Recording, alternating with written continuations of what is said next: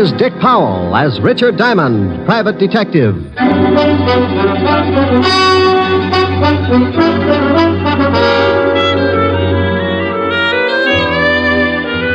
Hello there, this is Diamond. About the most strenuous effort I might give out during a working year is maybe chasing some thug up the escalator at Bloomingdale's department store. But last week I really outdid myself. The all-stars of the police force challenged the private detectives to a baseball game for the benefit of the vice squad. And I wound up stiffer than a pair of starched overalls. Because the private detectives are quick to take advantage of the slightest opportunity, by the 8th inning, we realized the need for some immediate strategy. The score at that point was 6-4, the cops leading. So I got hold of a little blonde I knew and had her walk across the infield in a sweater. The idea was to disturb the opposing team and take their minds off the game. It would have worked, but it seemed that since I had last seen my little blonde friend, she'd become quite a favorite with the police force, so they just waved hello and went about their business. My drooling colleagues, however, had not come in contact with said hunk of fluff, and before the game was over, 3 of them had picked up the bat boy and tried to bunt with him. You may have read where the police force finally beat us. Close game, 37-4. But I want to say right here and now, they never could have done it without that sweater. And oh, yeah, I got mixed up in a little honest murder the next day. It all started in the back booth of a middle-class nightclub. A couple of people were busy trying to think up the fastest way to make a homicide billiard. Oh, that's the 3-cushion variety. Chilling to frame up to the electric chair. Leon, are you sure this will work? You want to get rid of that old man of yours, don't you? You know I do. Well, I got a wife that I want to dump, too. This letter from her is going to fix it so we both end up very unmarried. Are you sure they'll blame it on Martin? Sure, I'm sure. When they find him with this letter and his own gun and the dead body of my dear little wife, they'll slap him in the chair so fast he won't know what happened. Who's going to find him with the body? That's your job, baby. I'll get the letter to your husband and you swipe his gun and get it to me. And you go get yourself a private detective and tell the shamus that you suspect your husband of running around with another girl. You and the shamus tail your husband. I'll have it timed so you catch him with the goods right after the killing. Well, all right, I hope it works. It will if you want it to, baby. I want it to. Because I want you. Yeah. Yeah, and all that nice money your husband's going to leave you. Leon. Come here, June. Yeah.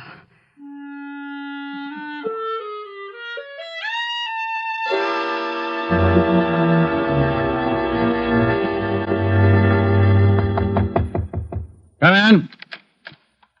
Mr. Diamond? That's right.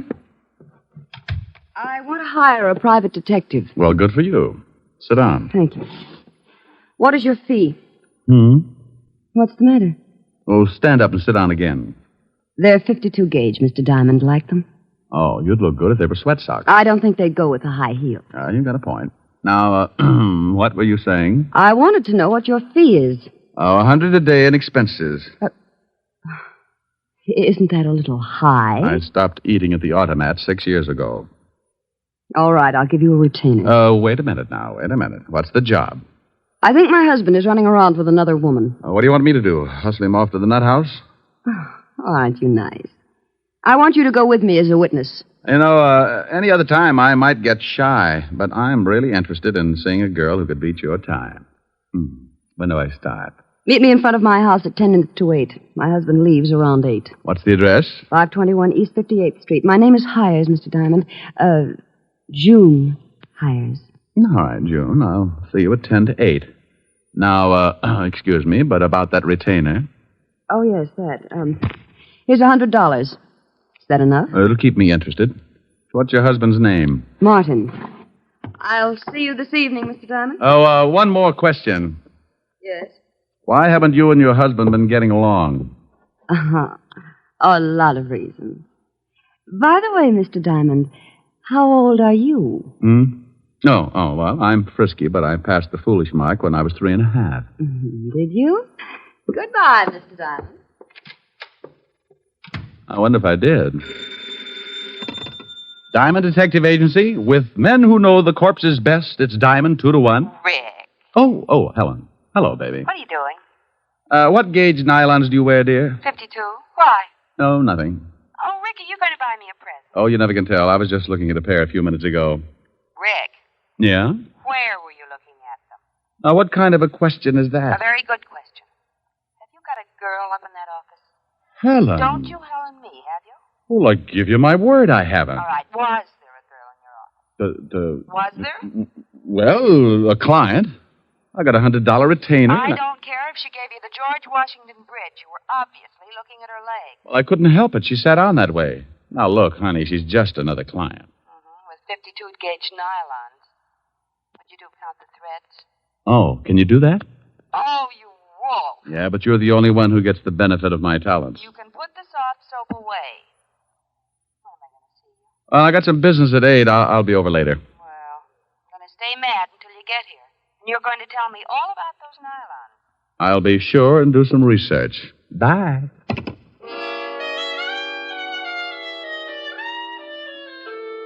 Well, there you are.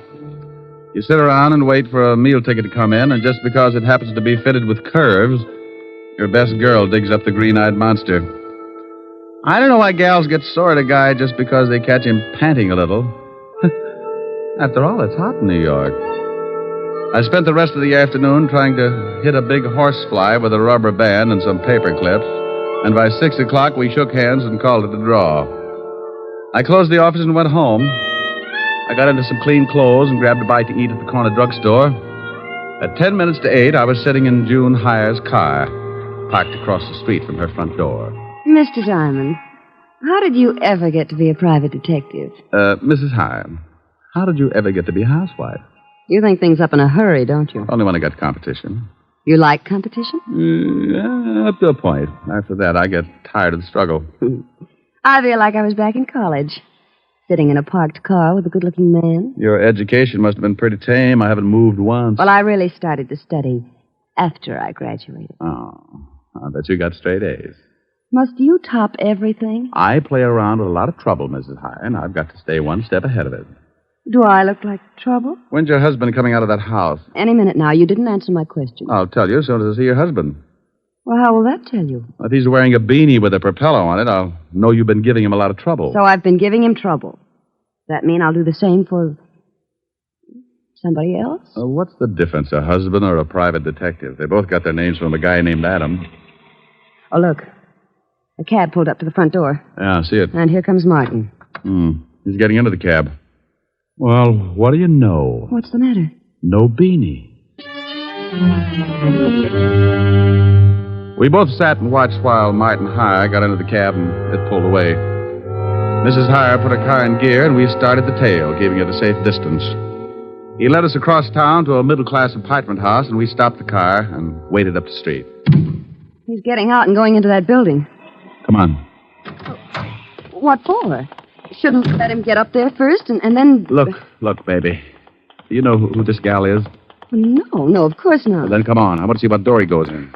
But won't he see us? Honey, I don't tell you how to put your lipstick on. Now, don't tell me how to make like a bloodhound.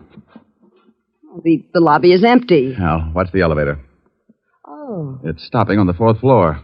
Hadn't we better go up? Look, lover. The 4th floor probably comes equipped with a lot of doors. Now, if you want to just knock on any of them, go hire yourself Humphrey Bogart. Well, then what do we do? You stand by and watch like you make like you knew what I was doing.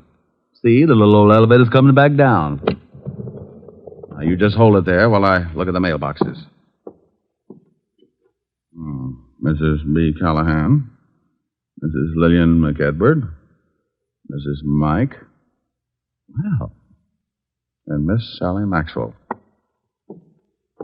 Okay, now we push the button for the 4th floor and away we go. Fun? How do you know where to go? I got the name off the mailbox. But you said yourself there must be a lot of people on the 4th floor. Elementary, my dear girl. Process of elimination. We're lucky this time. Only one single girl on the 4th floor. Sally Maxwell.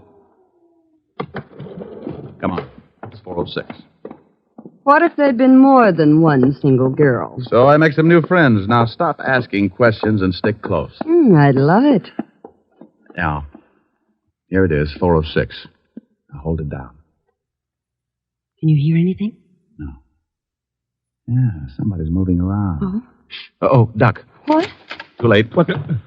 June. Good evening. I represent the Great Nothing Life Insurance Company. What are you doing here, June? I might ask you the same thing. Do you mind if we come in? I'd like to interest you in our indemnity clause. Stop pushing. Get out of my way. Oh, you don't know what you're missing. You get $3 million if a python bites you in the middle of Times Square. You can't force your way in here like that. You...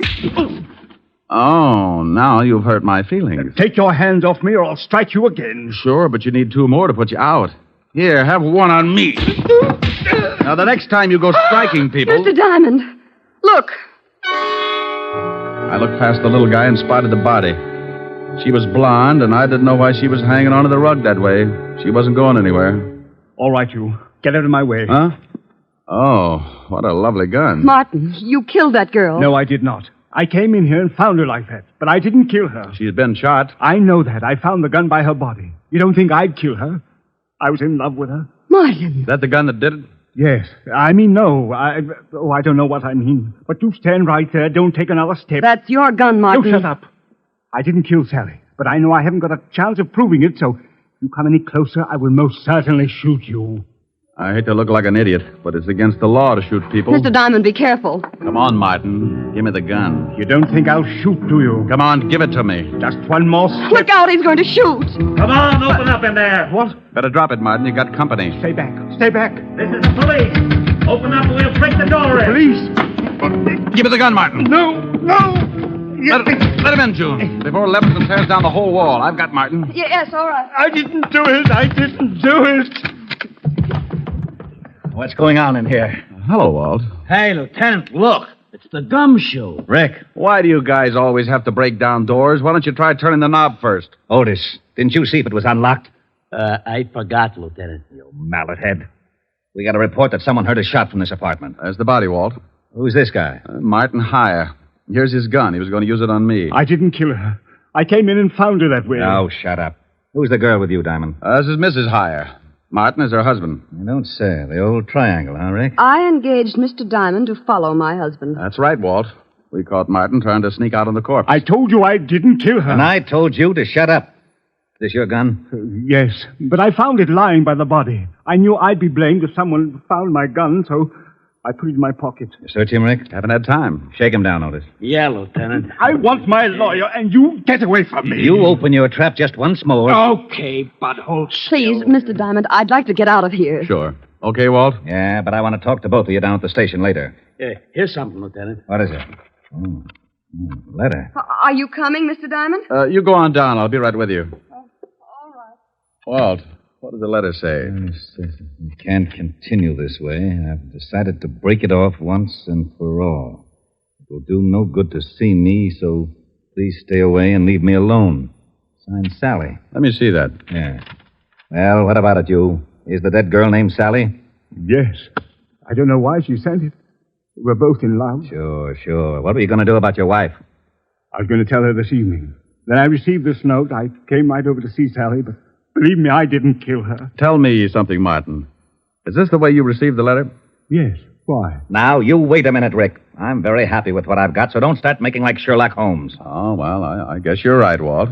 He admits it's his gun, and this letter is certainly motive enough. Yeah. Otis, call for the wagon and put the cuffs on Heyer. Right, Lieutenant. Walt, why would someone send a letter after tearing off the top of it? Huh? See, the top of this letter is missing. The part that usually reads, Dear Julius or something. So what? Do me a favor, will you, Walt? Oh, what is it? Give me 3 minutes and then have Otis fire a shot from this apartment. What?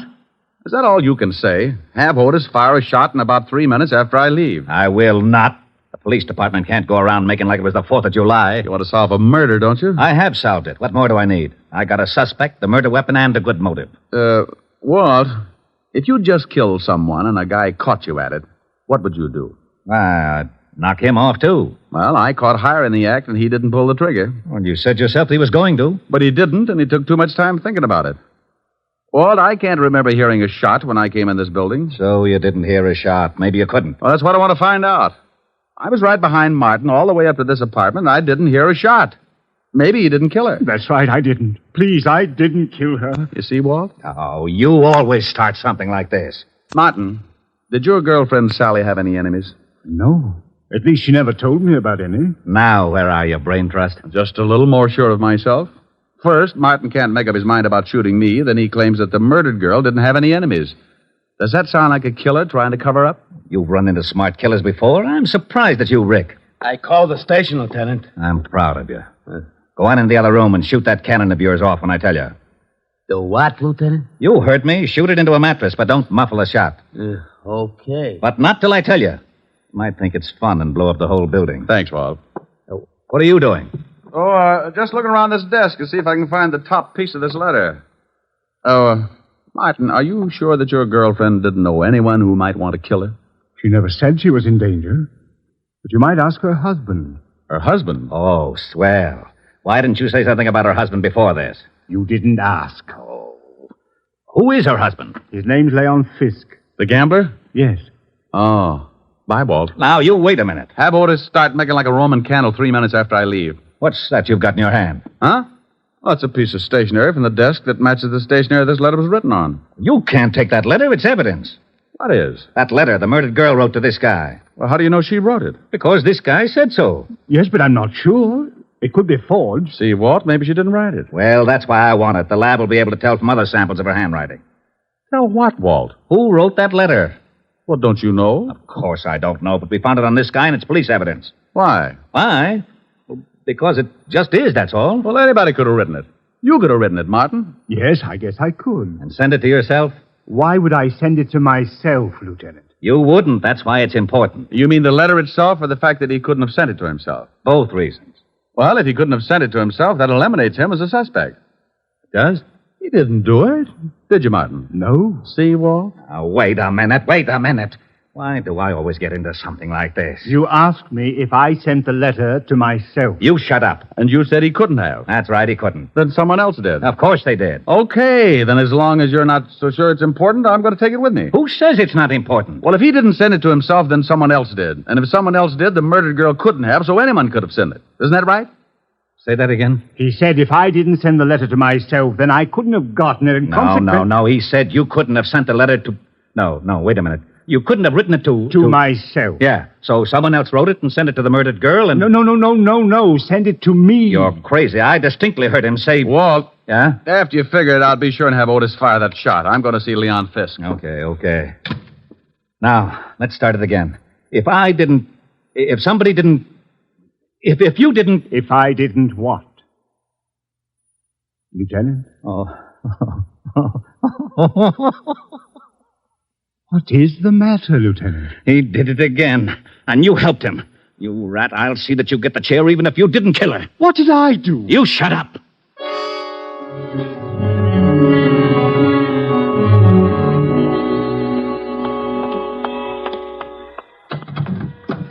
Well, what took you so long? I had to get a merry-go-round started. Can I drop you somewhere? Just relax for a second. I've got to think something out. Well, I didn't ever think Martin could kill anyone. Yeah. What was that? Just a backfire. Look, drive me across town. I want to talk to a guy named Leon Fisk. Leon Fisk? Yeah, runs a nightclub with an iron claw in the back room. What's the address? 222 East 45th. I remember it because when I was on the force, I used to raid his place for exercise. Thinking of doing some gambling? That's the way it'll probably end up. Let's go. She drove me across town, and 10 minutes later, we pulled up in front of a low building with a flight of steps leading down to a basement door. A large sign over the door read Cellar Club. I got out and thanked June for the lift and watched her drive off. I went down the steps and through the door. Something I can do for you? Yeah, I'd like to see Leon Fisk. Maybe you don't want to see it. What's the name? Just tell him Diamond. Okay. You got a phone booth? Yeah, right over there. Thanks. I found the phone booth and went in. In my business, you work with hunches, and sometimes they pay off. I knew that the torn letter had to be sent to someone the dead girl was going to slough. I didn't think it was higher, so the next best prospect was her husband, Leon Fisk. I didn't have a thing to pin on him, but a good bluff can open a lot of doors. I took out the letter and copied the handwriting on the other piece of stationery. I wrote the name Leon at the top and then the words, "We can't continue," so they'd correspond with the first part of the original. Yeah? What was your right? What's it to you? You don't have to get sore. I just thought maybe you was getting a tip on the horses, and I sure could use a winner. The nags have been beating me to death. Oh, no tip. Okay, the boss will see you. That door right over there. Thanks.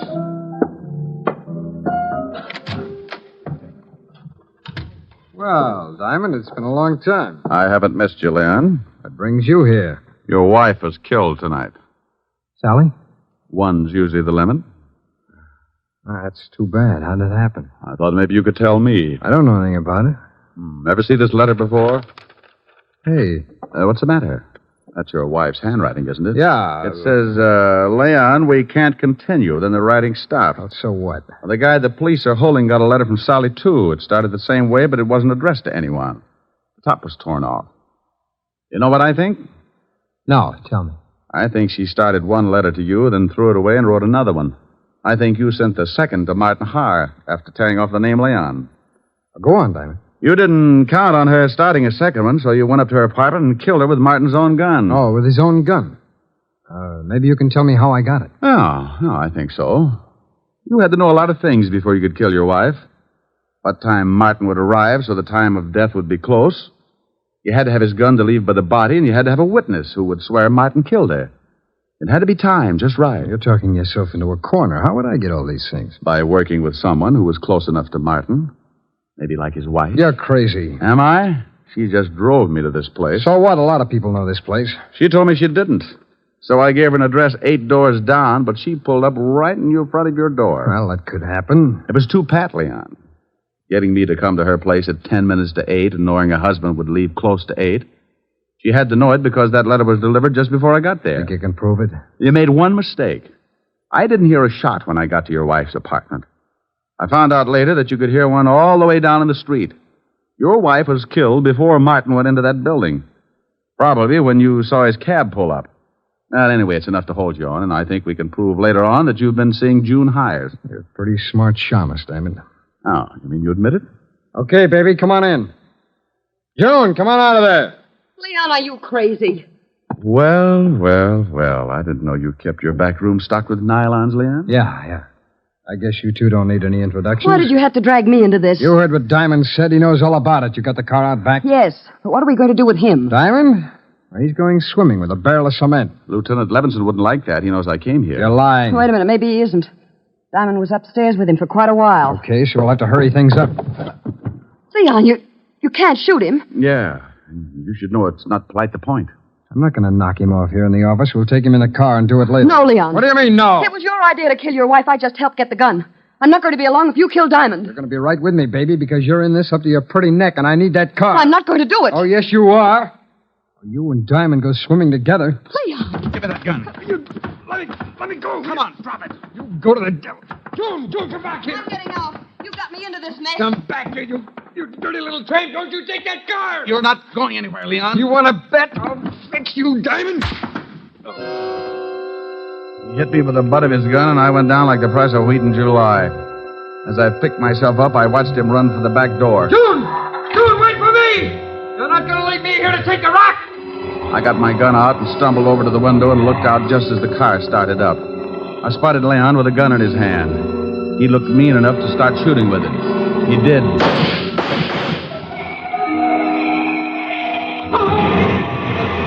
He started running up the alley then. I suppose I could have said something like, "Stop or I'll shoot," but I was too tired. I just rested my arm on the window and let him have it.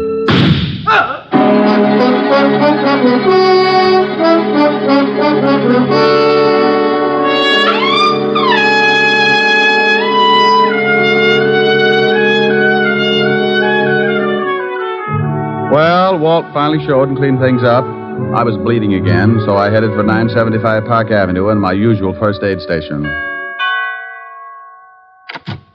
Yes? Hello, Francis. Miss Asherin? Oh, my goodness, Mr. Diamond. Come in, sir. Come in.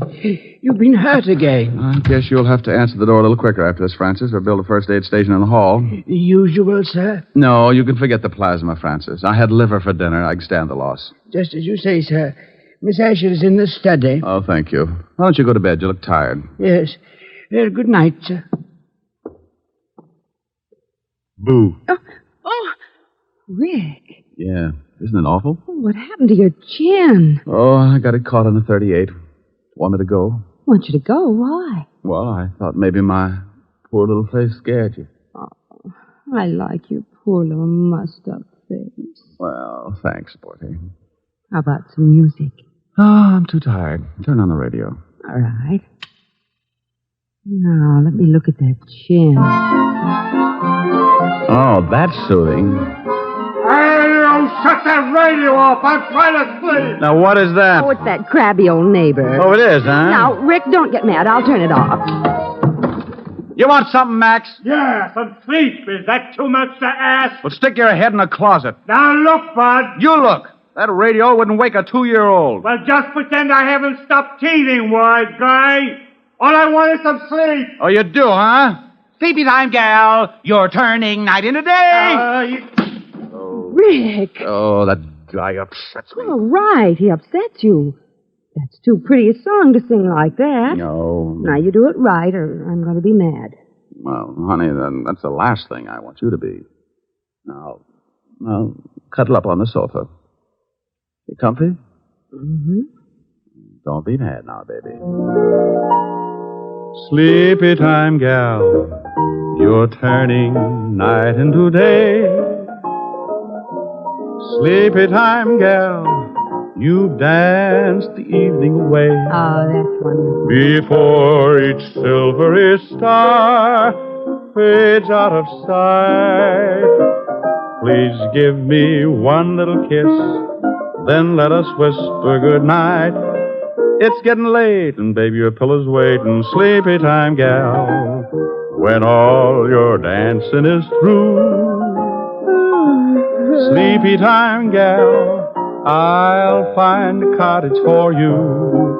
You'll learn to cook and to sew. What's more, you'll love it, I know. When you're stay-at-home, play-at-home, 8 o'clock, sleepy time, gal. Well, how was that, baby? Helen.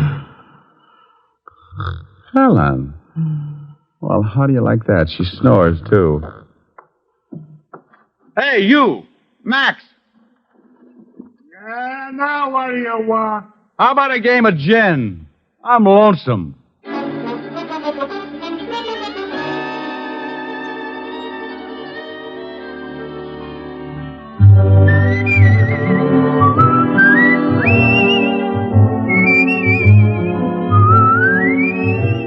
You have just heard Richard Diamond, Private Detective, starring Dick Powell. Helen was played by Virginia Gregg, Lieutenant Levinson by Ed Begley.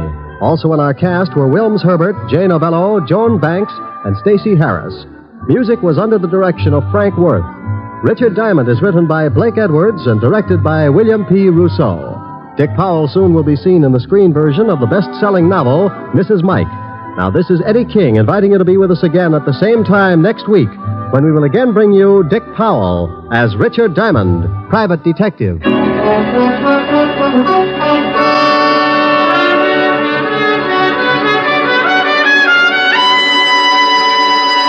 This program has come to you from Hollywood. This is NBC, the national broadcasting company.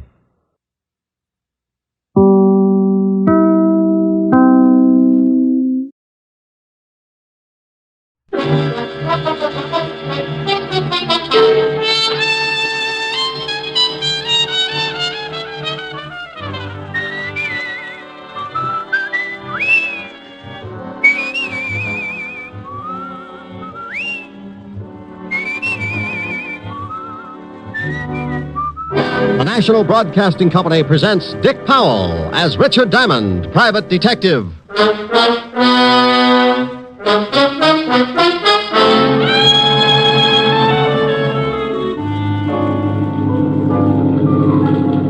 Sorry you're coming along, Diamond. Yeah, I'm beginning to be sorry myself. You should be. We're heading for open sea. Looks like it'll be a long ride. You don't know how long, Diamond. We're getting into open water! You're about to go swimming, deep sea style.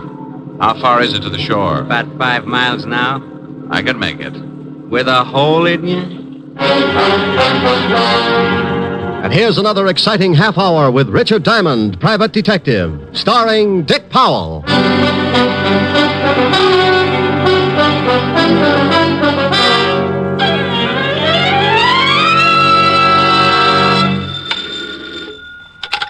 Diamond Detective Agency, happy homicide. You know, that's pretty bad, that is. Oh, my goodness. Walt? Yeah. Well, what can I do for the shining light of the 5th Precinct? You can get right down here. I want you to do me a favor. I'm not going to help Sergeant Otis cross the street again. Tell him to get a governess. This has nothing to do with my brainy sergeant. Now, will you come down? Well, all right. Business is slower than a drunk turtle, so I'll be there in 10 minutes. Thanks. Forget it. You know what I always say, Walt. No, what do you always say? Bye.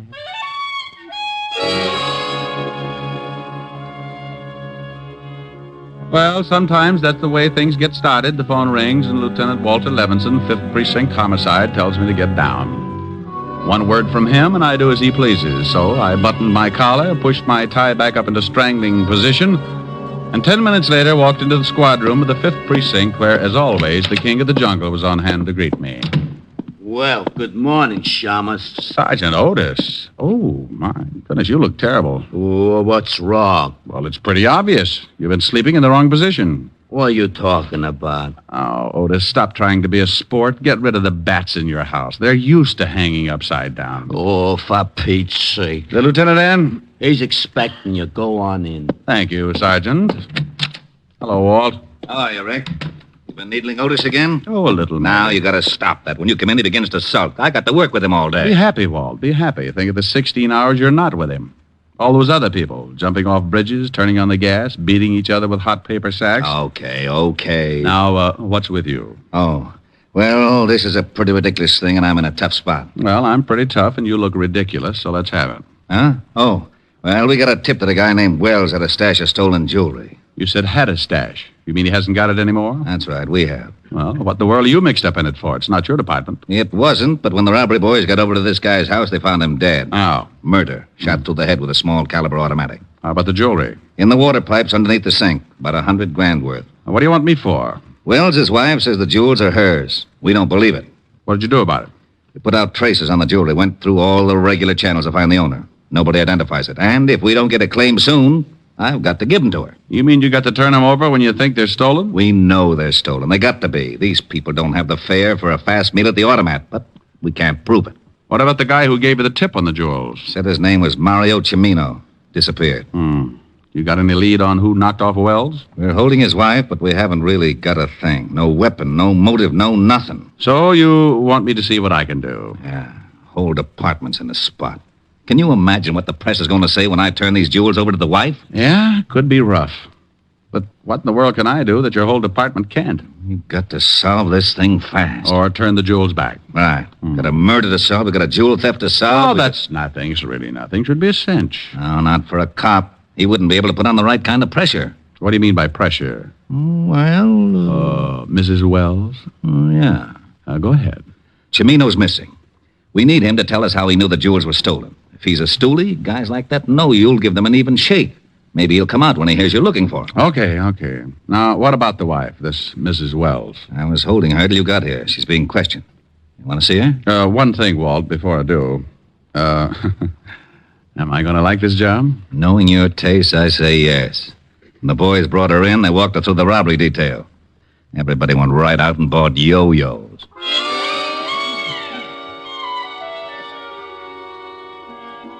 Walt got up then, hid his yo-yo in the closet, led the way downstairs to a small room. It was dark, except for the single light burning near a desk. In the circle of light sat a young girl, late 20s, blonde and, well, you know. If the State Highway Commission built roads with that many curves, every driver in New York would need seasick pills. She was being questioned by one of the detectives. What time? I've told you at least a dozen times. I got home 10 minutes before you got there, and I called you. Your husband had been dead over an hour. I can't help that. I came home, and I found him, and I called you. Yeah, you called us. But I'm asking you about the jewels. Oh, how many times do I have to tell you? He found them. He found them. Why this routine, Walt? You think she had something to do with it? Only suspect. We're giving it to her like this so you could take a look without her seeing you. Where did your husband get the jewels? He told me he found them. Oh, please, look. I don't know anything about the jewels or how my husband got killed. What'd you do with the gun? I told you that, too. I don't know anything about a gun. I didn't kill him, you understand? Collins. Yeah? Come here. Give her another 5 minutes, then send her up to my office. You got to turn her loose. Okay, Lieutenant. Somebody bringing the rubber hose? All right, Mrs. Wells. Now, when did your husband find these jewels? Oh, please. How many times do I have to tell you? He found them You 3 heard days enough, ago. Rick? Yeah, let's go. Yes. Yes, yes, yes, yes! What do you think? What do you want me to think? The girl doesn't seem too unhappy about the loss of a husband. Well, he'd been away for about 4 years, up until a week ago, in the Army. Occupation forces in Germany. No criminal record on him, huh? No? Well, let's see what I can find out. Oh, here's the information on the girl. Address, phone number. Thanks. Do some more checking on the husband, and I'll give you a call after I see the girl. How are you going to get in to talk to her? Walt, did I ever ask you how you got promoted to head of homicide? No. You want to tell me? It's simple. Seniority, experience, hard work. Well, just lose the hard work, and you've got a fair idea of how I'm going to get in to talk to Mrs. Wells.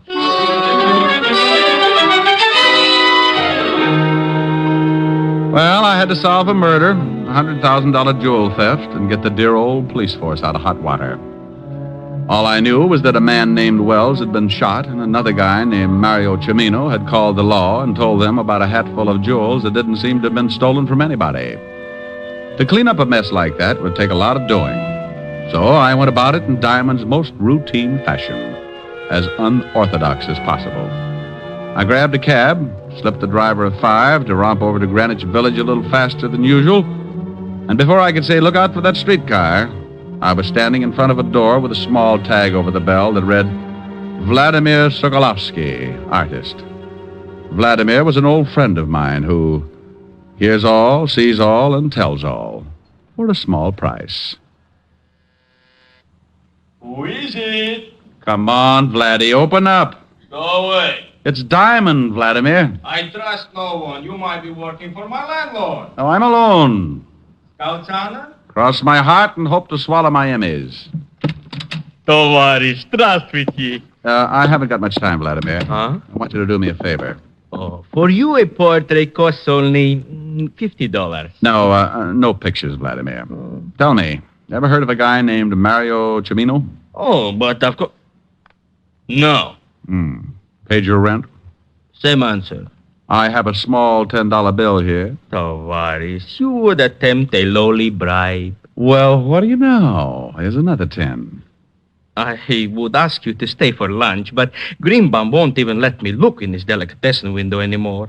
You understand. 25? I only do it because Stalin and I do not agree.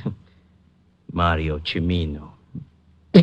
Peasant. What does he do? Keeps busy. An occasional stick-up bookmaking. Owes me $11.80. Marianne and the 8 at Hialeah by 8 lanes. Such a filly. Vladimir. Mario Cimino? Oh, yes, the lowlife. For him to find a friend would be like Rasputin running a Lonely Hearts Club. Where can I find him? I don't know. Vladimir. It's the truth. Scout's honor?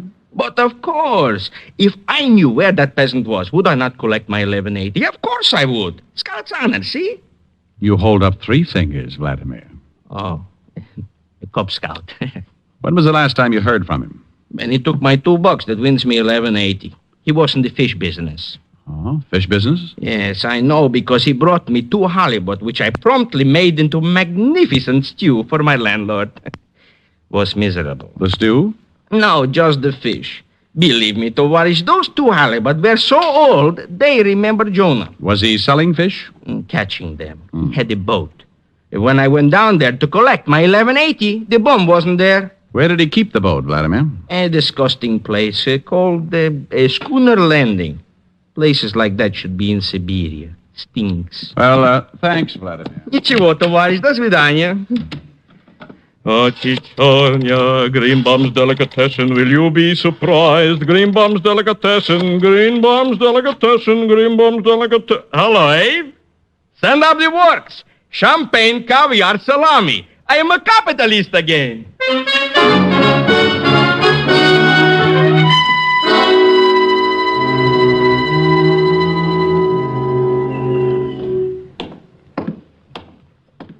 Hello there.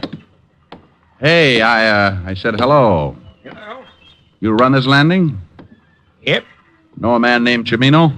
Mario Cimino? Yep. Yep. Seen him lately? Nope.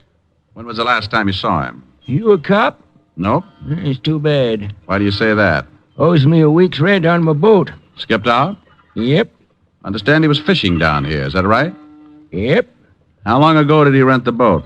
2 weeks ago. How long ago did he skip out? About a week. Anything unusual about the things he did? Well, he sure weren't no fisherman. Why do you say that? Didn't know the first thing about it. When he first rented my boat, he used to go out for 2 or 3 hours, come back with a couple of fish. Didn't have no rigging to speak of, no live bait, just a pole. Didn't that bother you? Nope. Weren't none of my business. Had a license. You mean a regular fishing license or a commercial? Yep. Commercial? Yep.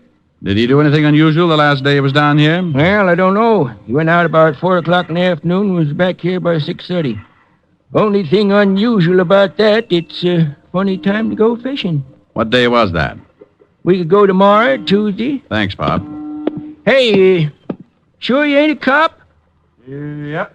G-man? Nope. Don't say no more than you have to, do you?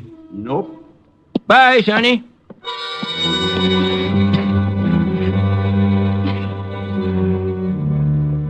Well, I left the old boy sitting on the dock trying to figure it out and headed for the city hall.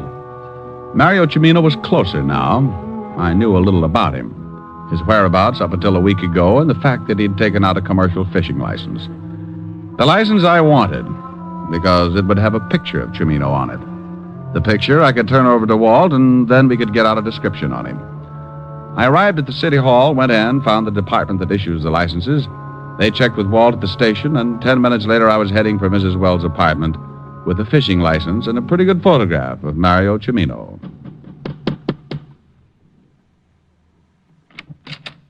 Yes? Yes. Well, hello. What can I do for you? That's a remark with a lot of answers. Right now, I want to talk. Go ahead. Oh, well, I get tongue-tied when I stand in the hall. You want in? That's it. Why? Ever see this picture before, Mrs. Wells? What? Come in. Seniority, experience. What? Oh, nothing. That man in the picture. Who is he? Don't you know him? I've only seen him once. Oh, we can sit on the couch, Mr. Diamond. Where did you see this man, Mrs. Wells? He came up to see my husband. He was leaving just as I arrived. Your husband say who he was? No. He mentioned something about some business he had with this man. Well, if it makes any difference to you, this man in the picture is Mario Cimino. The one the police are after. The man they think killed my husband. The man who called and told Lieutenant Levinson about the jewels your husband had hid in the water pipes. Are you from the police? Well, here we go again. No, honey, I'm a private detective. Oh. Your husband just got back from Germany a week ago, didn't he? Mm-hmm. By boat? Mm-hmm. What day did he arrive? You've got big blue eyes, haven't you, Mr. Diamond? Yeah. Very pretty. Honey, you better sit over there. You're scorching my collar. All right. Where was I? I don't know where you were, Mr. Diamond, but I was thinking... Oh, yeah. Well, what day did your husband arrive? Last Tuesday. When did he... You must have a hard time combing your hair. Awfully curly, isn't it? I'll stop back when I got more time. We'll straighten it out. Please do. Well, Mrs. Wells. Yes? The time your husband's boat got in? In the afternoon, around 5. Oh, well, thanks, Mrs. Wells. Leaving? Going home and have another talk with Father. Please stop back. If he misses anything, I'll be glad to fill in. Maybe I'll send Dad instead.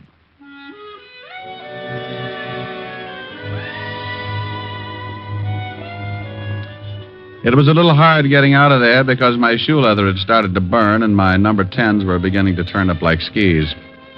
I rocked my way down to the cab, did a slalom around 2 lamp posts and a fire hydrant, slid into the back seat, and 20 minutes later I got out across the street from the 5th Precinct Police Station.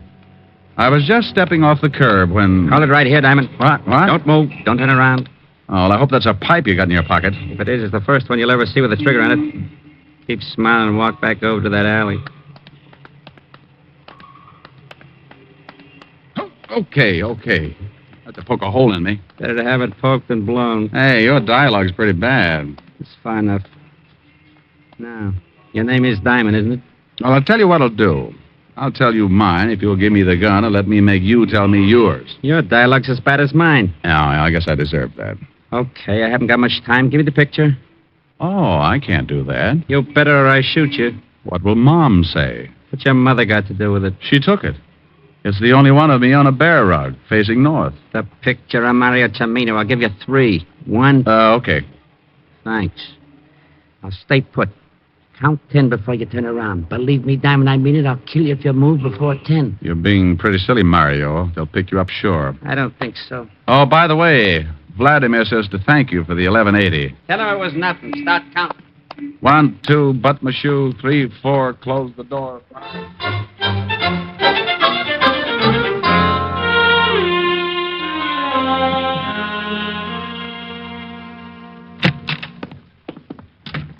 Oh, Rick, you find out something? Well, I sure did. This is the lousiest precinct of the city. Oh, yeah? Oh, yeah. Now, 2 minutes ago, I got stuck up right at your front door. What? Yeah. And I had that picture of Mario Cimino on the fishing license. He swiped that? You just know it. Well, don't yell at me. You haven't solved this mess, have you? No, but I'm pretty close. Well, that isn't close enough. I had to send the jewels over to the wife a few minutes ago. Oh, dandy. Well, I had to. Well, what about the newspapers? They haven't gotten wind of it yet. We still have a little time. Now, what about Cimino? How did he know you had the picture on the license? Well, somebody gave him the tip. Gave him my description, but just relax. It wasn't Cimino who stuck me up. It wasn't? Not unless he paid Vladimir Sokolowski 1180 in the last hour. Wait a minute. I don't understand. Well, you're not alone. I'm a little mixed up, too. Well, let's both get untangled, shall we? Tell me what you found out. All right. Now, listen. Wells arrived last Tuesday by boat in the afternoon around 5. This we know. Mario Cimino was being a fisherman then. Oh. He'd rented a boat, taken out a fishing license. Okay. The day that Wells arrived, Cimino went out in the afternoon, stayed about 2 hours, came back, and disappeared. And then Wells shows up with a sink full of jewels. Right. Probably had them on the boat. Avoided customs by dropping them overboard, and Cimino picked them up. And Cimino killed him for the loot. Why? Why? $100,000 in jewels? Why not? Wells was killed in his own apartment, wasn't he? Yeah. Well, if Cimino picked the jewels out of the water, why go and kill Wells? Why not just take off? Wells could never go to the police. Yeah, and another thing. The pickup was pretty carefully planned. Wells couldn't have done it. He was in Germany. Somebody here had to plan it. Knew Wells had the jewels. The wife. Could be. But where did he get the jewels in the first place? Oh, a lot of that stuff's still hidden in Germany. You check with military intelligence, and I'll bet it ties up. Well, this guy who stuck you up and lifted the picture, you say you don't think it was Cimino. Maybe there's a third party. Could be, but I doubt it. I got a hunch, Walt. Take me down to the morgue. I want to take a look at Wells. Okay, let's go. You owe me $25. 25? For what? Oh, small bribe. Oh, well, here. What's this? It's as good as money. Tickets. Policeman's benefit. Oh, gee, Walt. You know something? What? You're a real sport.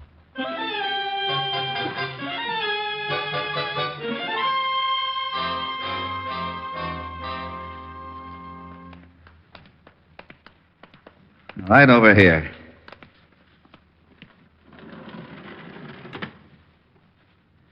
Well? Bullet didn't help his face. Why don't you get the Army records on Wells? Why? The wife identified him? Good for her, but she missed one slight detail. Yeah? Yeah. This isn't Wells. What? That's right, Walt. This is Mario Cimino. How do you know? From the picture on the fishing license. This is the same guy. Good grief. And you had to go and give the jewels back to Mrs. Wells. But... if you still want to save those jewels along with your hide, you better grab Otis and get over there. But... I'll see you when you get there. Now step on it. But...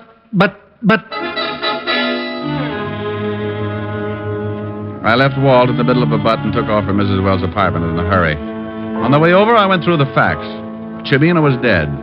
The body in the morgue wasn't Wells. The jewels were undoubtedly the motive, and unless I was wrong, I'd have to move fast to stop them from leaving the state. I went out of the cab and up the steps to Mrs. Wells' apartment.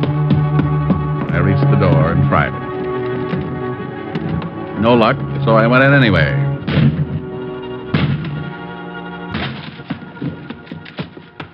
The front room was empty. I went through the other rooms. Nothing.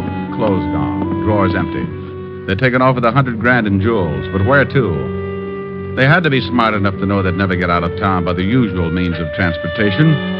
So what would be better than to pay up the back rent on Chimino's boat and go fishing? I left Walt a note where I was headed and took off for Schooner Landing.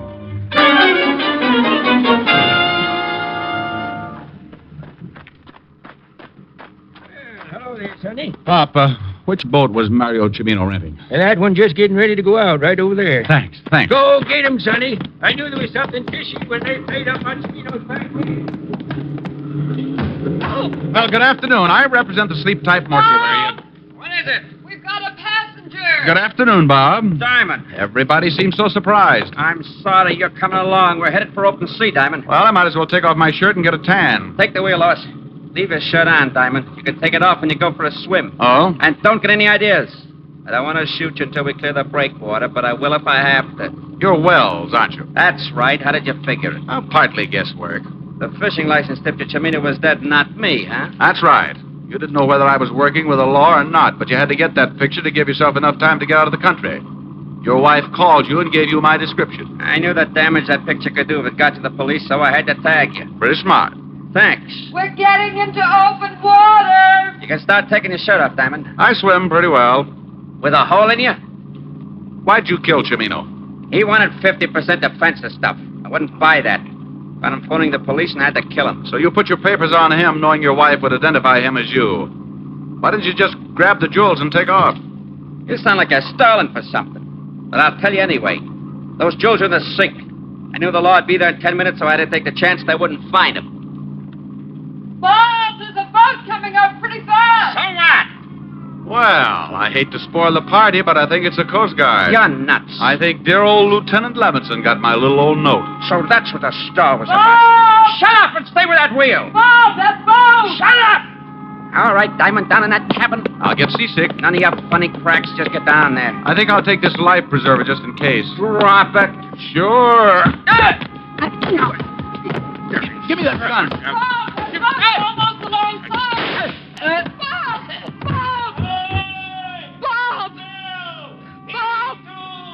You heard what the man said, baby. Stop the boat.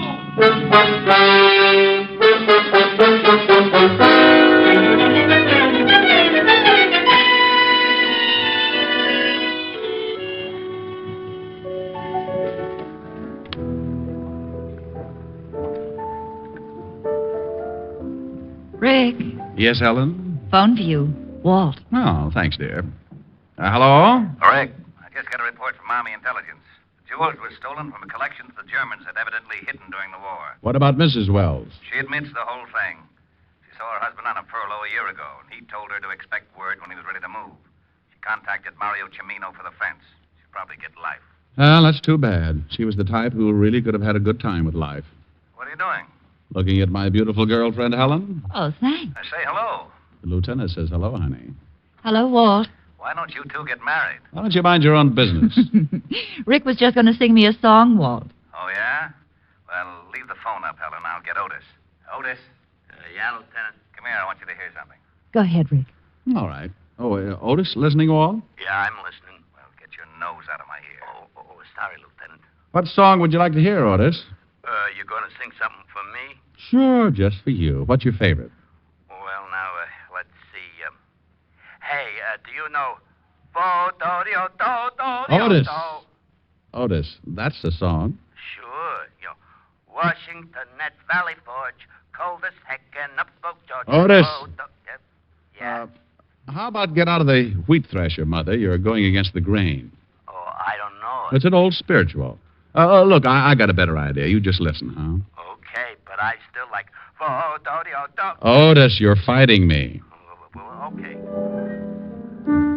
There's a place I'd like to be, and it's back in Tennessee, where your friendly neighbors smile and say hello. It's a pleasure and a treat to meander down the street. That's why I want the whole wide world to know. I love those dear hearts and gentle people who live in my hometown, because those dear hearts and gentle people will never ever let you down. They read the good book from Friday till Monday. That's how the weekend goes. I've got a dream house I'll build there one day with picket fence and rambling rose. I feel so welcome each time that I return, that my happy heart keeps laughing like a clown. I love the dear hearts and gentle people who live and love in my hometown. I feel so welcome each time that I return, that my happy heart keeps laughing like a clown. I love the dear hearts and gentle people who live and love in my hometown. Well, did you like that, Otis? Oh, Diamond, you're dreamy. Rick, Otis just swooned. Bye, Walt. Come here, Helen. Aren't they silly? Yes, Rick. Oh, darling, you are dreamy. Oh, Diamond, you devil, you.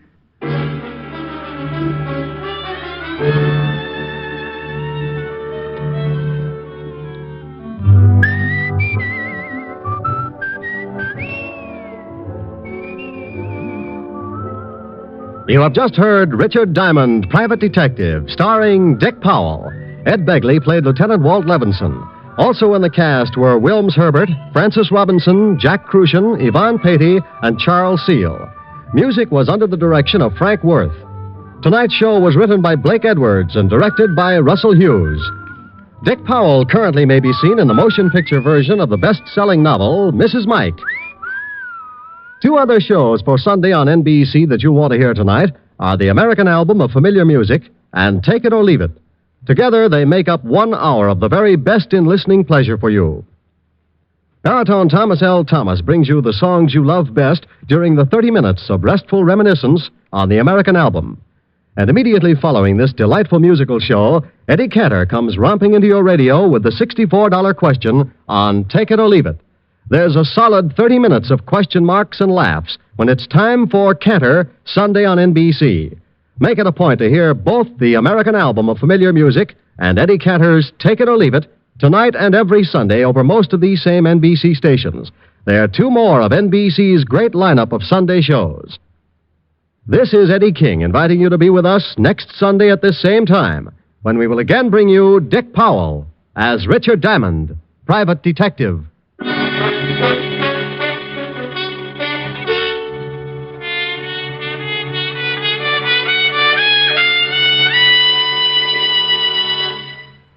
James Melton and Erna Berger star next on Harvest of Stars on NBC.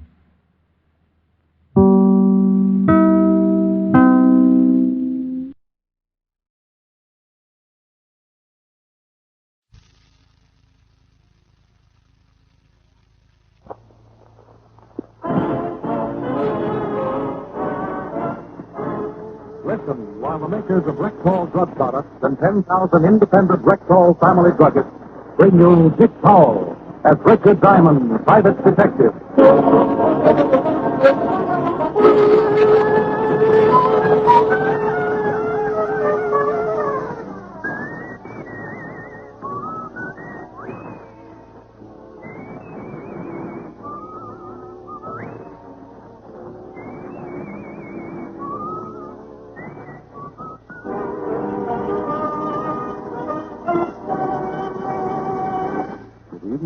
This is your Rexall family druggist.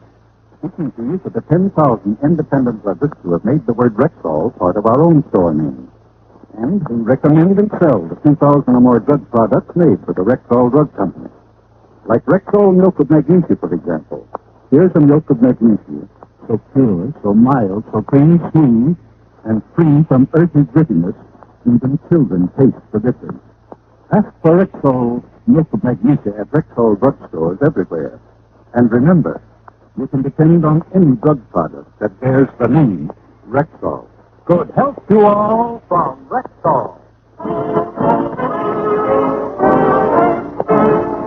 Now your Rexall family druggist brings you another exciting half hour with Richard Diamond, Private Detective, starring Dick Powell.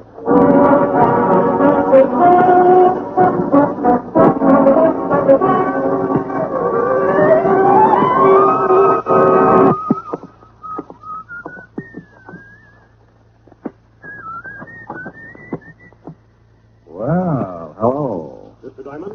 Well, depends on who you are and how you got in my office. I got tired of waiting in the hall, so I presented a scrum with a $5 bill. So it cost you $5. $10 bill. So? My name's Roger Blake, Vice President of Intercontinental Indemnity in Bunch. My company holds an insurance policy with... I don't know what you want, but doesn't a big company like yours have some pretty good insurance detectives? Yes, but none of them have been able to do any good. Oh, what's the problem? The jewels were stolen. That's a pretty good problem. The jewels were stolen from Mrs. Carter's safe some 3 months ago. Until yesterday, neither our men or the police had a clue as to the thief. Thief? Only one? Only one that we know of. Last night, we got a tip that a certain man was responsible for the theft. That he knows where the jewels are hidden. Police been told? No, and for a very good reason. This man is being held in Havana, awaiting extradition this weekend. When he gets back, he's bound to serve at least 10 years, and we are due to pay off Mrs. Carter's policy by Monday noon of next week. And you want to know where he stashed the jewels before they put him away? Exactly. Now, let's see. This is Thursday. You haven't much time. Yes, we must hurry. It's reasonable to believe the jewels are someplace in Cuba. When they extradite him, he will leave and the jewels will remain behind. Oh, what's his name? William Carnes. Wanted in the state, 2 counts of forgery. Yes, that's the man. Now, what makes you think he knows where the jewels are? As I said, Mr. Diamond, a tip. My own source of information, and usually quite reliable. What do you want me to do? Do your utmost to find out where the jewels are before Carnes is extradited. When are they sending an officer down to pick him up? Today or tomorrow. You must meet them there. Well, then I'll have to get a search permit and ticket. You can take care of the permit this afternoon. As for the ticket, I have one here on the 6 o'clock train. Oh, now, here, don't rush things. Maybe I don't like the job.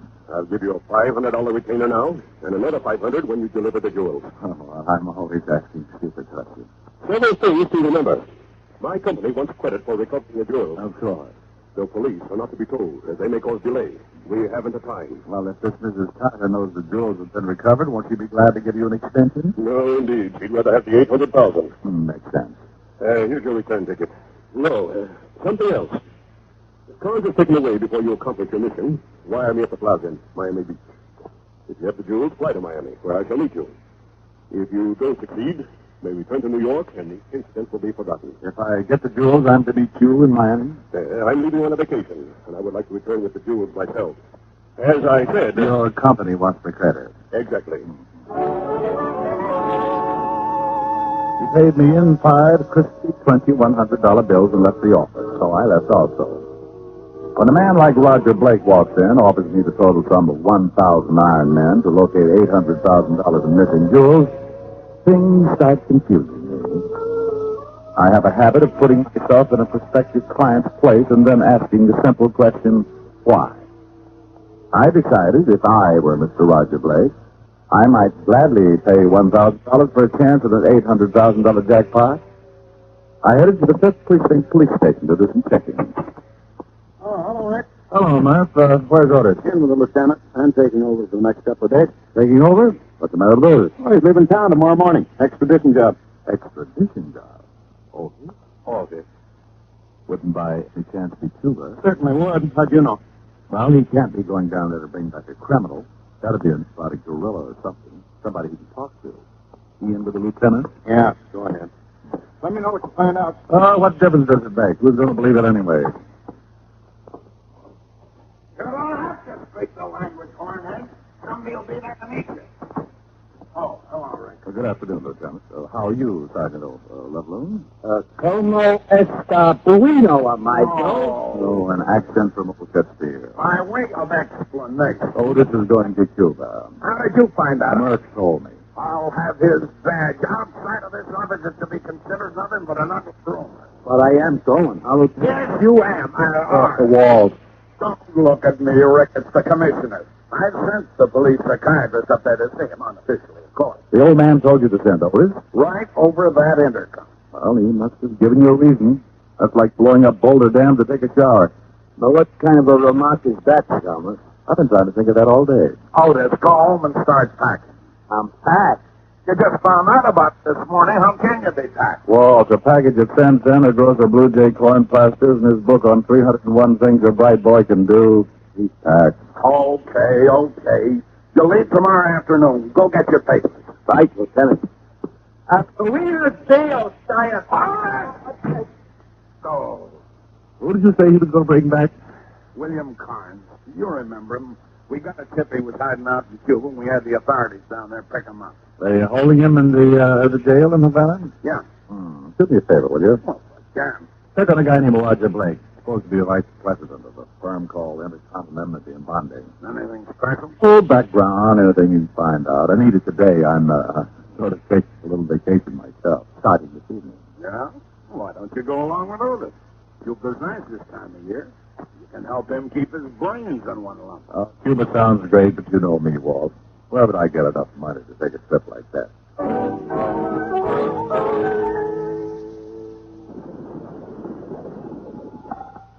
Diamond talking. Walt, nothing wrong with Roger Blake, Rick. The vice president of the bonding corporation, like you said, married once, wife died 4 years ago. Has a brother somewhere in the West, William Blake. Nothing on him. What else? Well, let's say, vacations in Florida every year about this time. Used to be in charge of the Cuban office of Intercontinental, whatever that is. And you working for him?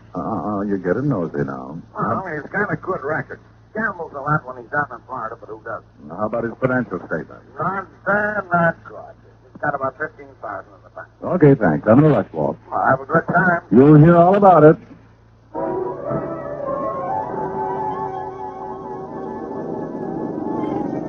I grabbed my plane okay, and 6 hours later we dropped down for a landing at the Havana airport.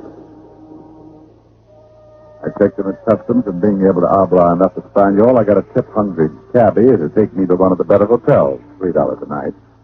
I got a good night's sleep, and bright and early the next morning went over to the local Bastille. After not too much effort, I was able to visit William Carnes in his jail cell. Someone to see you, your Carnes. Well, just making a new pot of tea. You can call when you are ready, senor. Hello, Carnes. You the cops come down to take me back? No? I understand you won't be here until late this afternoon. Well, who are you? Seems to be no privacy even in jail. Name's Diamond. I'm a novelist. Oh, yeah? Yeah, I was in Havana, and I heard you were going to be extradited. I thought you might have an interesting story. I'll bet you did. I understand you're wanted for 2 counts of forgery. Oh, you do, huh? No story? No story. Okay, want to move or I stick you again? Hey, what's going on out there? I don't know. This is your current cell? Bueno, amigo. Bueno. This is a cell. What do you want? What's the idea of the knife? I want you out of this lousy jail, senor. The idea of the knife is to slit this pig's throat if you do not open your cell. You will open it now? See, I open it. He held the knife at the jailer's throat while the door was open.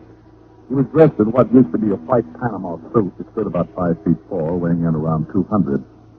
On his feet he wore sandals that looked like he'd stayed up nights drilling holes in them. On top of his head, covering his shaggy black hair, was a straw hat, and stuck in his fat lip was a long black cheroot. Between the smell of garlic and cigar smoke, I began to feel what it might be like to come face to face with a bilious dragon. Senor Carnes, vámonos, who sent you? Hey, friend, you go now, Ponce. Oh, look, fella, You go too, senor. If I had time, I would let everybody out. I don't get your angle, but I'm not squawking, okay? Thanks. Then, now, you'll get in the cell, jailer. Senor Diamond, you'll run over the door. That's exactly what I did. I don't dig it with a dirk. I had a 38 under my arm that could have caused a lot of trouble, but I wanted to try and tail Carnes. Knowing that the law was on the way to picking up, Carnes might have head for the jewels and try to get out of the country. I went out of that building like a homesick jackrabbit, and I lamped Carnes ducking into a building about halfway down the street. The sign over the door read, Eduardo's Havana Switzerland Cafe. Made me feel right at home, so I slowed down to a sprint and went in.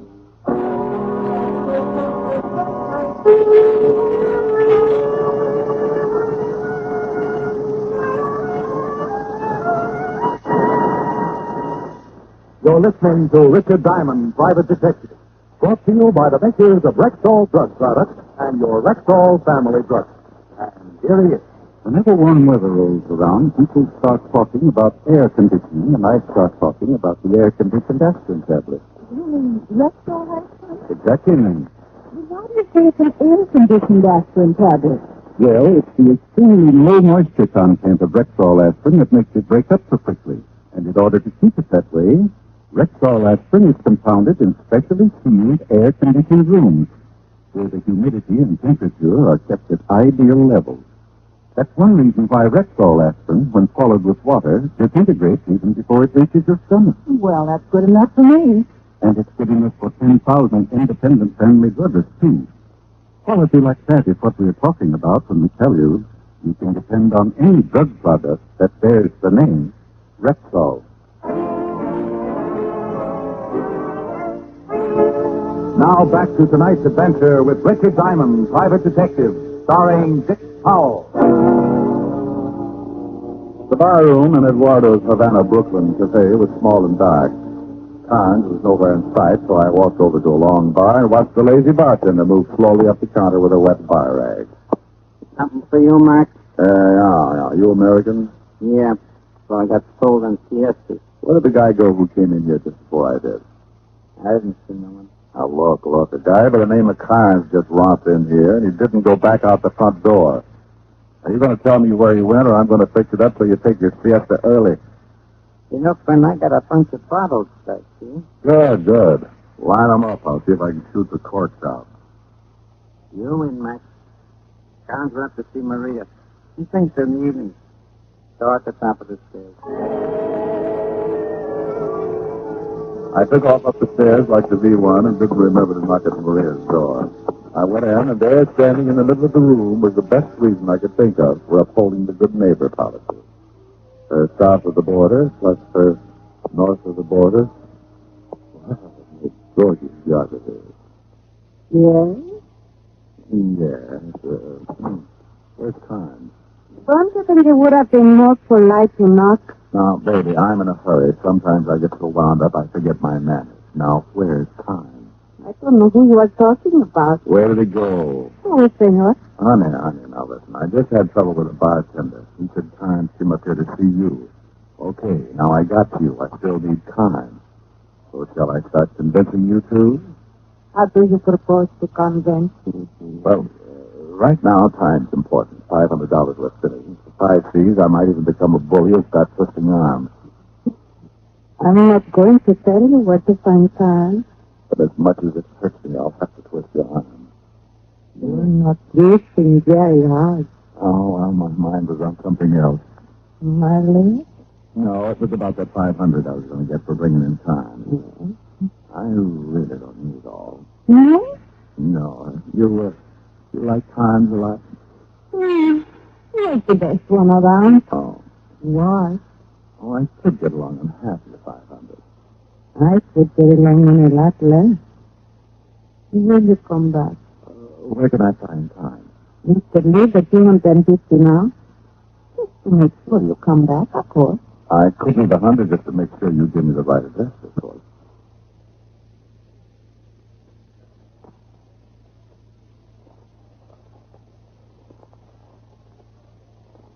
Número 3, Avenida Portería. Thanks. Forget the 100. I trust you. When you come back, you can bring everything. I may be bald. I think my hair just caught on fire.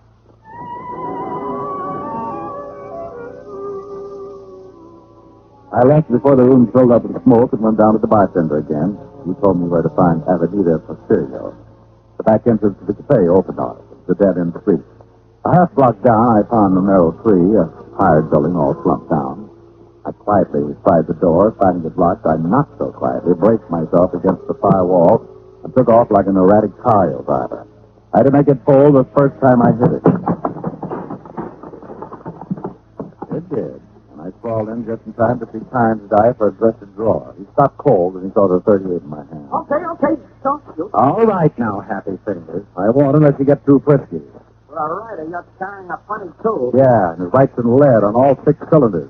Where's the stuff? I'll get with it. You know about Yes, I know about the jewels. Come on, now give. Well, can't we make a deal? There's 800,000 in cash. See? Right here in the debt book. You can get at least 500 grand at a cent. And 250 is yours. Oh, my itching palm. Why did you think that to happen to me? Do not worry about it, senor. What is it? As I say, senor, do not worry about the jewels now. I and my 45 will take all the responsibility. Hand me your pistol, senor. Now, I do it. I don't get it. First you bust me on the stern, then you come in here. Oh, you got it now? He springs me and I bird dog him to the jewels. Well, I did not know what you would lead me to, senor, but I am one happy man. It turned out to be this. Keep them up and put them in my hat, senor. Fat boy, you said a friend sent you to get Times out. No, not my friend. Friend of Senor Time. I think he had good reason for wanting him out of jail, so I follow. I am smart, right?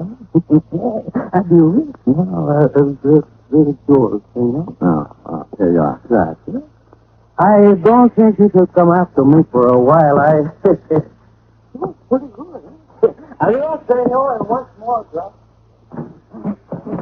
Times and I both went to the gun and that left the door like a maid to the gin bottle. It was bargain day in Klein's basement until Times decided to pick up a piece of the metal bedpost and start me on the siesta habit.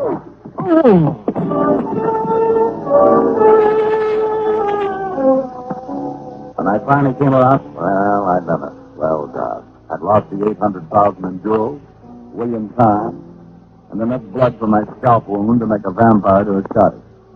I stumbled out of the building and put in a call to the plaza in Miami. Before I could take a maraca, Mr. Roger Blake was on the pipe. Yes? Miss Blake, this is Diamond. Yes, Diamond. I was in touch with the party you sent me to see, and he took me to the item you wanted me to get hold of. Well? A big bundle of garlic, speaking broken English and carrying a pistol is now in possession of the item. You mean you had, and you let someone take them away from you? Yes. So there's something bothering me. I want to know who gave you that tip. Maybe they tipped the Cuban wino who swiped the item from me. That way I can locate the guy and maybe still earn my other 500. Well, get the whole thing, Diamond. What? Keep the original 500 and go on home. Just forget everything. You understand? Yeah. Goodbye, Mr. Blake. I really didn't understand much, except that a very bad smell was beginning to creep over from Denmark and land in Havana. I couldn't put my finger on it, but something was really wrong. I thought the thing out and then put in calls to all the ticket offices in Miami. I got the answer I wanted. United Airlines in Miami said a Mr. Roger Blake had booked passage and was due in Havana at 5 that evening. I was waiting at the airport when Mr. Roger Blake, as big as life, stepped down to the big transport, and I trailed him up to the cab stand. He climbed in a hack and took off with my cab right behind. Blake's cab reached the outskirts of town and stopped on a dirt street, fronted by a Adobe building. I had my cab pull up a safe distance behind and got out. Blake went up to one of the buildings and knocked on the door. Someone let him in, and I went around back to find a way to get in. I found it in the form of an open window. I could hear voices coming from the front of the place. I'm certainly glad to see you, Senor Blake. Can I get you some bacardi or something? You can stay right there and tell me where they are, Juan Guglielmo. I slipped quietly in and started moving in their general direction. It was pitch dark, so I made like a bat, shooting the walls and hoping I wouldn't bump into something. Through a crack in the door, I could spot 2 people, Mr. Roger Blake and short patent Agers himself. I want the jewels, Juan. So do I, Senor, and I do not give them unless you want to pay me for it. I've already paid you well. To get Senor parents out of jail, okay, I did that. Well, I warn you. No, you do not warn me, Senor. I don't care of you. That's when I heard it. Some copycat who climbed in the same window I had was heading to the front of the house. While Juan and Blake continued to argue, I ducked into the shadows to the side of the door and waited. I didn't have to wait long till up snuck William Times, and in his hand was the 32 we'd wrestled over earlier. He poked the muzzle of the gun into the room and went and asked it. Roger Blake turned to meet him, and for the first time I saw the gun in Blake's hand. They both froze, keeping their sights on each other's breakfast. Juan took on a suave alligator smile and sat down to watch. Well, William, I am so glad to see you again. I'll bet you are. Better drop the gun. My dear, He is your brother. Senor Carnes is your brother. We don't brag about it. especially when one of us is a cheat. And the others are no good double-crossing louse. You get the police that I was in a... What do you say? Hey, if your brothers, how come your name's Carnes and your name Blake? I changed mine a long time ago when I got into some trouble. I didn't want to ruin my beloved brother's reputation. Senor Blake got a good reputation.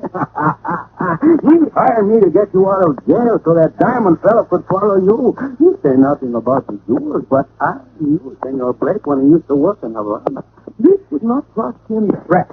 I hired one to do a jump property. Senor Carnes had the jewels. Half of them were supposed to be... Mother looked me up and asked me to speak. You're right, Schweitzelman forgot to split. So what? You got it. Oh, it's for nothing. Real mistake. One who has the jewels, and I am not giving to anyone. Well, I might as well get in on this. All the out's been free. Carnes turned and tried his luck. I thought the bullet caught my hair and hit the linoleum. Carnes was aiming again, but he forgot to figure three things. His brother's nasty disposition, and the gun his brother was aiming at him. Carnes took the slug right around the belt line and went down like a punctured zeppelin. He must have cut his spine in two because he folded up the keep. Then Blake decided to add me and play for a pair. And just as he started to squeeze the trigger, I saw Juan reach back to his collar. His arm hissed down in the blurred half arch. And before Blake could nail me, he was trying to squirm away from the 10-inch knife that made a gory chasm between his shoulder blades. I grabbed his gun quickly and covered Juan. They did not love each other, these two. I threw pretty good, eh? Yeah. Thanks, Juan. I suppose you're going to want the jewels, too, aren't you? That's right. Would you consider what you call the partnership? Afraid not. Mm-hmm. And the jewels? Sending them over to the constabulary. Oh, senor. That's the truth. Okay. Well, you killed man. Well, I say you're alive. I'm not the police, so I can't arrest you. I would think a long time before I'd shoot a man who saved my life. Oh, you would. But I warn you, don't try to make a break for it. Oh, I think I got to. I do not want to stay in jail. The jewels are in my heart. I leave them in the middle of the floor. Adios, amigo. Come back, Juan. Stop her out. Miss. Well, Maria will understand.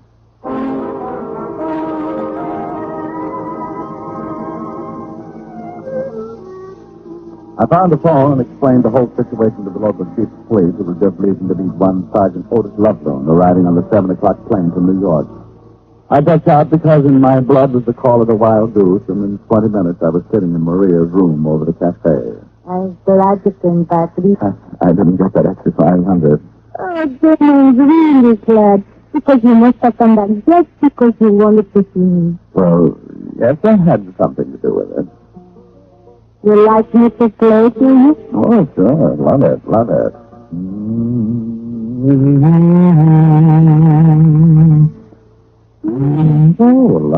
it. Bésame mucho. Each time I cling to your kiss, I hear music divine. Bésame mucho. Hold me, my darling, and say that you'll always be mine. This joy is something new, my arms enfolding you. Never knew this thrill before. Whoever thought I'd be holding you close to me, whispering it's you I adore. Dearest one, if you should leave me, each little dream would take wing, and my life would be through. Bésame mucho. Love me forever and make all my dreams come true. Oh, God. Oh, well, it's, you know. Mm-hmm.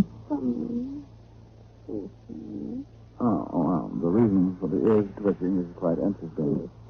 It seems that when I was very young, There's not too much light in here. You see, I have a terrible fear of light. Masdophobia, they call it. Well, I...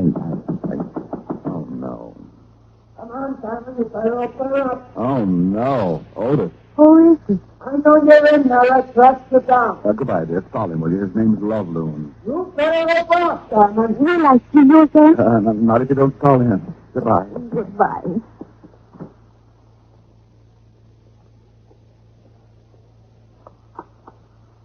Yes. Now, look, I don't... Come in. Well, I don't... Come in.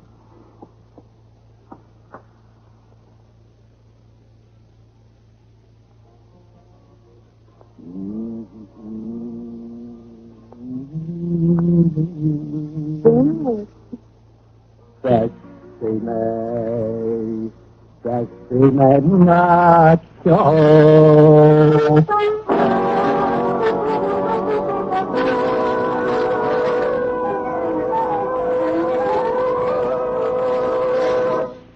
Dick Powell will be back in a moment.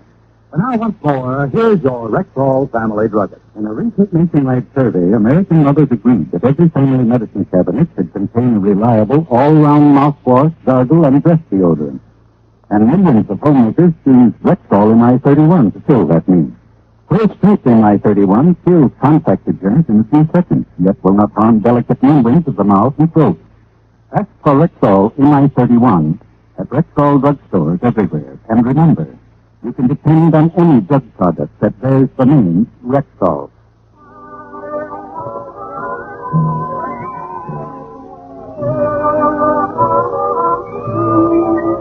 Ladies and gentlemen, this is Dick Powell. This is our first show in our new series of the Rexall Drug Company. We want to thank you and the 10,000 independent Rexall druggists for making it possible. Good night.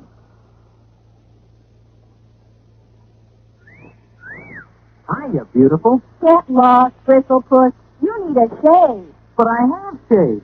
What else do you want me to do? Silly boy, she wants you to go Stag. Go Stag? But why? Because Stag is Rexall's exclusive line of men's good grooming aids. Like Stag brushless shave cream. No fuss, no massage, just smooth it on and presto, you get a clean, close shave. Your face stays smooth and whiskerless all day long. I'll do it. I'll go Stag. That's it. Join the Stag line now at Rexall drugstores everywhere. Yes, to make girls care. Go Stag. This is NBC, the National Broadcasting Company.